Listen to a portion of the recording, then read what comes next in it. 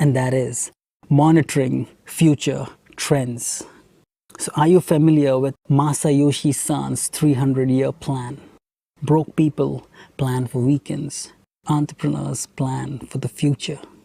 The lesson here is, don't start in a dying industry. Start with upcoming industries and trends in businesses globally. You want to target where the puck will move, nor where is it right now.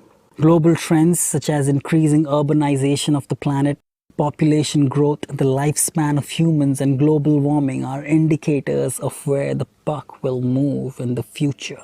So for example, reducing the fossil fuel and carbon emissions to slow global warming is one of the biggest challenges of our time, and Tesla is riding and capitalizing this wave with great success.